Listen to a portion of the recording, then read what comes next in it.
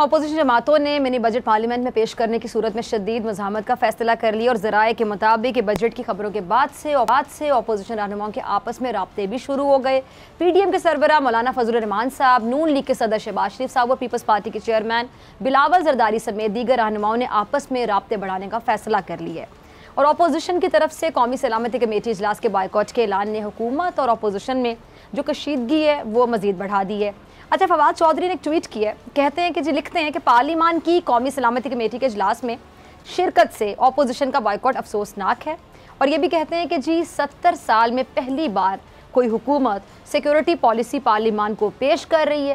یہ سیاسی نہیں، قومی سلامتی کا معاملہ ہے۔ اپوزیشن اپنے فیصلے پر نظر ثانی کرے اور سنجیدگی سے اجلاس میں شرکت۔ اس پوری صورتحال پہ بات کرنے کے لیے میرے ساتھ معزز مہمان موجود ہیں، سینئر رہنما جے یو آئی فے اور ترجمان پی ڈی ایم حافظ حمداللہ صاحب۔ حافظ صاحب بہت شکریہ وقت دینے کے لیے۔ حافظ صاحب، حکومت جو منی بجٹ لا رہی ہے اور حکومت کا یہ کہنا ہے کہ کھانے پینے کی اشیاء پر کوئی ٹیکس نہیں لگا رہے ہیں، آپ کیا کہیں گے؟ بسم اللہ الرحمن الرحیم۔ دیکھیں، آپ اس حکومت کے بارے میں مجھ سے سوال کرتی ہے جس حکومت کی عملاً کوئی کردار نہیں ہے، ان کا کوئی ریٹ ہی نہیں ہے، حکومت کا کوئی رول نہیں ہے، حکومت کا کوئی کردار نہیں ہے۔ 3.5 پونے 4 سال ہو گئے، حکومت نے پوری عوام کے لیے، غریب کے لیے، بے روزگاری کے خاتمے کے لیے، مہنگائی کے خاتمے کے لیے کوئی سنجیدہ قدم حکومت نے نہیں اٹھائی۔ جب آپ مہنگائی کی بات کرتے ہیں تو کبھی کہتے ہیں کہ گھبرانا نہیں، جب آپ مہنگائی کی بات کرتے ہیں تو کہتے ہیں صبر کرو، جب آپ مہنگائی کی بات کرتے ہیں تو پھر مذاق اڑاتے ہیں، کہتے ہیں مہنگائی تو آج بھی بنگلہ دیش سے کم ہے، انڈیا سے کم ہے۔ اگر آپ ان سے بات کرتے ہیں بے روزگاری کی، کہتے ہیں نہیں، بے روزگاری میں اضافہ، یعنی کسی چیز ماننے کے لیے حکومت تیار ہی نہیں ہے۔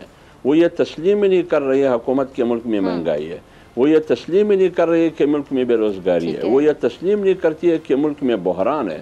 پارلیمنٹ آپ کے سامنے ہے، پارلیمنٹ کے بارے میں ان کا رول کیا ہے؟ پورا پارلیمنٹ عضو معطل کر رکھا ہے، چوری چپ کے قانون سازی کرتے ہیں یا آرڈیننس کے ذریعے ملک پر قوانین مسلط کرتے ہیں۔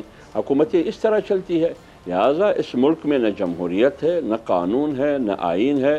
Pakistan democratic movement P D M موجودہ حکومت اور موجودہ حکومت میں شامل جو بھی ٹولہ ہے، یہ ملک کے لیے عذاب بن چکی ہے، یہ حکومت یہ مصیبت بن چکی ہے، یہ ایک نحوست بن چکی ہے، لہٰذا اس کا خاتمہ ضروری ہے اور کوئی حل نہیں ہے ان مسائل کا۔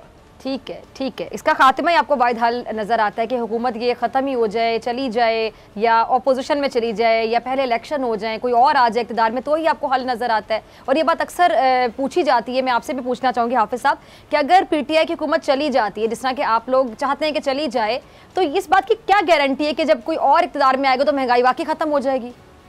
دیکھیں ڈاکٹر صاحبہ، یہ مسائل جنم کیوں لے رہی ہے؟ یہ مسائل کب سے پیدا ہوئے ہیں؟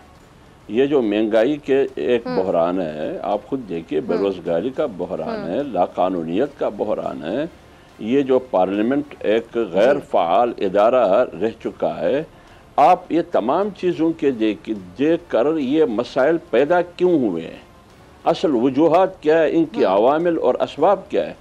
بنیادی وجہ اس کا تو حکومت والے تو یہ کہتے ہیں نا کہ حافظ صاحب جو پہلی حکومتیں کر کے جا چکی ہیں، اتنی باریاں لے کے جا چکے ہیں، یہ ان کے پیدا کیے ہوئے مسائل ہیں جن کو حل حکومت کر رہی ہے۔ میں ڈاکٹر صاحب بات یہ ہے، اس کے علاوہ کوئی اور دلیل ہے ان کے پاس نہیں۔ 4.5 سال ہو گئے، 4.5 سال میں ایک کام تو اس حکومت کو کرنی چاہیے تھی۔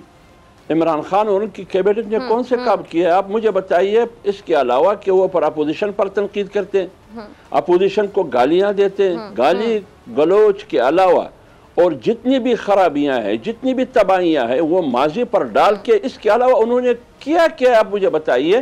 یعنی یہ بتائیے 3 سال 3.5 سال پہلے چینی کی قیمت فی کلو 55 روپے، آج 140، 120، کبھی 160۔ یہ کب سے؟ جب سے ان کی حکومت آئی ہے۔ آپ آٹے کی قیمت دیکھیں، چینی کی قیمت دیکھیں، جب آٹا چور نکلتا ہے، چینی چور نکلتا ہے، دوائی چور نکلتا ہے، پیٹرول چور نکلتا ہے، یہ کہاں سے نکلتا ہے؟ سارے کیبنٹ میں بیٹھے ان کے وزراء ہے، اور آج بھی وزراء ہیں ان کے۔ اب آپ مجھے بتائیں، خسرو بختیار کس حکومت میں؟ آپ بتائیے، آپ کا جو جہانگیر ترین تھا، جو چینی اسکینڈل میں ان کا نام آیا، تو یہ کب سے آیا؟ جب عمران خان کے ساتھ وہ تھے، وہ رول کر رہے تھے، تو اس کی وجہ سے یہ سب کچھ ہوا۔ جب مسائل سارے جنم لے رہے ہیں ان کی حکومت کی وجہ سے، تو ان تمام مسائل کا حل کیا ہے؟ 4.25 سال ان کو دیے گئے، حالانکہ انہوں نے کہا کہ میں 90 دن میں کرپشن کو ختم کروں گا، مہنگائی کو ختم کروں گا، بے روزگاری کو ختم کروں گا۔ پھر 6 مہینے کی بات کی، ابھی کہتے ہیں کہ مجھے 5 سال یہ دے دے، 5 سال اور دے، پھر دیکھو میں نیا پاکستان بنا رہا ہوں۔ خدا کو مانو، خدا کا خوف کرو۔ قوم جولی اٹھا کے بد دعائیں کر رہی ہے۔ اس ملک میں تمام مسائل کا حل صرف اور صرف عمران خان کی استعفیٰ میں ہے۔ اچھا حافظ صاحب، امیر جماعت اسلامی سراج الحق صاحب نے کہا ہے کہ جی حکومت اور پیر دوسرے کو NRO دے چکے ہیں۔ سراج الحق صاحب کا کلپ ہوگا، سارٹ ہوگا، ٹیم ذرا چلائے گا۔ حافظ صاحب آپ بھی سنیے گا، پھر میں آپ کی طرف آتی ہوں۔ جی چلائیے گا ذرا ٹیم۔ جی سنا آپ نے حافظ صاحب کیا کہہ رہے ہیں جی سراج الحق صاحب کہ جی حکومت کے خلاف آپ لوگ صرف ہوائی فائرنگ کرتے ہیں، اور سراج الحق صاحب کے اس الزام پر کوئی جواب ہے PDM کے پاس؟ دیکھیے ہم تو کم سے کم ہوائی فائرنگ کرتے ہیں، سراج الحق کا تو فائرنگ ہی بھی نظر نہیں آ رہی ہے۔ ٹخ ٹخ نظر آتا ہے لیکن فائرنگ نظر نہیں آتا ہے۔ دیکھیے میں سراج الحق صاحب کا بہت احترام کرتا ہوں، وہ ہمارے لیے محترم ہے، ایک پارٹی کی سربراہ ہے، وہ جانے اور ان کی سیاست جانے، وہ کس پچ پر کرتے ہیں، وہ ہر پچ پر کھیلنے کی کوشش کرتے ہیں۔ بات یہ ہے کہ پاکستان ڈیموکریٹک موومنٹ PDM کی سیاست، ان کی تحریک روز اول سے معلوم ہے، وہ یہ کہ اس ملک میں آئین اور آئین کی عملداری نہیں ہے، اس ملک میں آئین کی بالادستی نہیں ہے، اس ملک میں جمہوریت نہیں ہے۔ اب ہم کیا کریں؟ ہم بندوق اٹھا کے ہم بارود سے لڑائی کریں یا غلیل سے لڑائی کریں؟ ہم دلیل کی لڑائی کرتے ہیں، تحریک کے ذریعے جدوجہد کرتے ہیں، جمہوری طریقے سے جدوجہد کرتے ہیں، ایک سیاسی طریقے سے جدوجہد کرتے ہیں، حکومت کے خلاف فضا میں جاتے ہیں، عوام کو شعور اور آگاہی دیتے ہیں۔ آج پورے ملک میں جہاں بھی آپ جائیے، کسی سے بھی پوچھئے، آپ کو کہیں گے کہ حکومت ناکام ہے، آپ کو یہ جواب دیں گے کہ حکومت منتخب نہیں ہے، مسلط ہے، آپ کو یہ کہیں گے کہ حکومت پاکستان میں ایک قانون نہیں ہے، 2 قانون ہے، عمران خان نے ایک قانون کا وعدہ کیا تھا اور ایک پاکستان کا۔ آج ہر آدمی سے پوچھئے کہ وہ کہاں گئے وہ 1 کروڑ نوکریاں، وہ کہتے ہیں نہیں ہے۔ 50 لاکھ گھر کہاں گئے، وہ جواب دیں گے کہ نہیں ہے۔ بے روزگاری ختم ہوئی، نہیں، بے روزگاری بڑھ گئی، 40 لاکھ لوگ بے روزگار ہو گئے۔ تو جب آج ہر آدمی وہ تاجر ہو، وہ ڈاکٹر ہو، وہ صحافی ہو، وہ اینکر پرسن ہو، جو بھی ہو، مزدور ہو، کسان ہو، وہ یہی کہیں گے کہ اس ملک میں کام کی حکومت نہیں ہے، عملاً کوئی حکومت نہیں ہے، صرف نام کی حکومت ہے۔ یہ جو شعور، یہ جو آگاہی دی گئی ہے کہ ملک میں جمہوریت نہیں ہے، پارلیمنٹ نہیں ہے، یہ PDM کی تحریک کی وجہ سے ہے سب کچھ۔ یہ PDM کی جلسوں کی، ان کی تحریک، ان کی ریلیاں، ان کی مارچ، ان کا احتجاج، یہ ان کی چیخ و پکار ہے جو آج قوم کی آواز بن چکی ہے۔ آپ بتائیے اس کے علاوہ اور ہم کیا کریں؟ اب پارلیمنٹ میں آپ نے دیکھا 33 یا 50 کے قریب قانون سازی 17 نومبر کو ہوئی۔ PDM نے اور اپوزیشن کی جماعتوں نے بڑھ کر کوشش کی اس کی روکنے کی، لیکن پھر بھی حکومت نے وہ قانون سازی غیر آئینی طور پر، رولز کے خلاف، اسمبلی کے رولز، ضوابط اور قواعد کے خلاف وہ قانون سازی کی، جس پر آج ہم سوالات اٹھا رہے ہیں کہ آپ نے یک طرفہ قانون سازی کی، آئین کے خلاف کی، قانون کے خلاف کی، اور وہ اعتراضات جو الیکشن کمیشن نے آئینی اعتراضات اٹھائے تھے، اس کا جواب دیے بغیر، اس کا حل دیے بغیر تم نے قانون سازی کی۔ ایک متنازع قانون سازی کر کے آپ غیر متنازع انتخابات چاہتے ہیں۔ میرے خیال میں یہ تو بیوقوفی ہے، بیوقوفی کے علاوہ اور کچھ بھی نہیں ہے، اور یہ PDM کی وجہ سے ہے، یہ اپوزیشن جماعتوں کی وجہ سے ہے۔ میں سراج الحق صاحب کا احترام کرتا ہوں، وہ جانے، ان کی رائے جانے، PDM کی تحریک، PDM کی جو تسلسل ہے، جو جدوجہد ہے، وہ قوم کے سامنے ہے۔ ٹھیک ہے۔ اچھا حافظ صاحب، فواد چودھری صاحب یہ کہہ رہے ہیں کہ جی قومی سلامتی کے جو معاملے ہیں ان پر اپوزیشن سیاست کرتی ہے، اور کہہ رہے سیاست نہ کرے، اور قومی سلامتی کمیٹی کے اجلاس کے بائیکاٹ کے فیصلے پر وہ کہہ رہے نظر ثانی بھی کریں۔ تو کیا آپ ان کا یہ مشورہ مانیں گے، اور واقعی آپ لوگ قومی سلامتی کے معاملات پر سیاست کرتے ہیں جان بوجھ کے؟